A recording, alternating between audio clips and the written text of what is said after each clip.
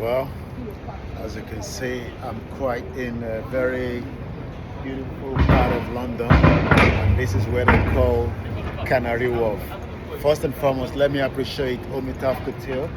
Everyone has been asking me, what is this you're putting on? I say, well, it's already summer, and you can tell that it's one of the beautiful outfits you can ever think of. So if you ever want to have something like this, get in touch with Omitaf Couture, and I can give you a bit of their details for the benefit of those of you that have been asking me, how do I get mine as well?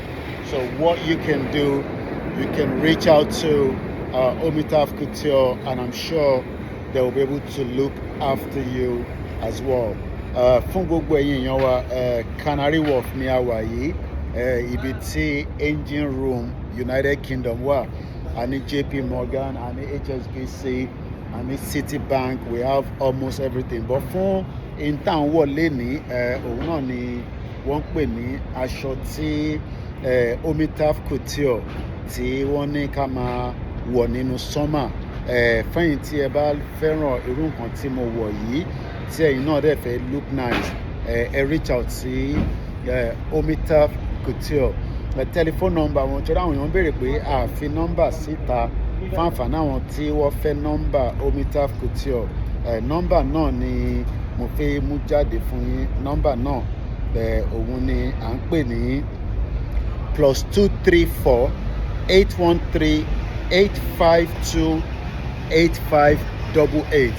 Màá pè lẹ́ẹ̀kan sí +234 813 852 8588. One more time, +234 81 38 52 85 88. Omitaf Couture náà ni ó rán ilé sí wa lára tí a fi ṣe summer. So now, níbo gangan ni mo wà yìí? Tí ẹ bá wo 360 view mi, ẹ rí pé Canary Wharf, one of the most beautiful parts of London.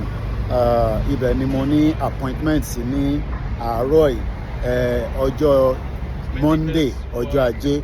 K'Ọlọ́run jẹ́ ká ráyè jẹun. Gbogbo ẹ̀yin ọmọ Yorùbá, ìdí tá ṣe ń sọ pé tí security náà bá wà fún ilẹ̀ káàárọ̀ òjíire, ọ̀pọ̀lọpọ̀ wa náà ni a máa rí ìdàgbàsókè.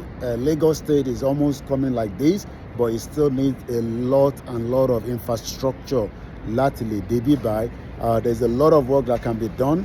There's still a lot of work that needs to be done. Behind me, there's a little bit of a metro train there that goes also as well. So, lẹ́ẹ̀kan sí, Koikimedia live and direct from Canary Wharf this Monday morning, as June is coming to the end and we're moving to July very soon. Mo kí bàbá wa Professor Adebanji Akintoye, bàbá dáadáa, àdẹ̀kí bàbá wa Olóyè Ọmọ Adéyẹmọ. Mo kí gbogbo àwọn ìyá dáadáa, k'Ọlọ́run bá mi foríjì ìyá tó bí mi náà. Mo kí gbogbo èèyàn ọmọ Oòduà, gbogbo àwa tí a jọ ń ṣe campaign fún Yorùbá Nation.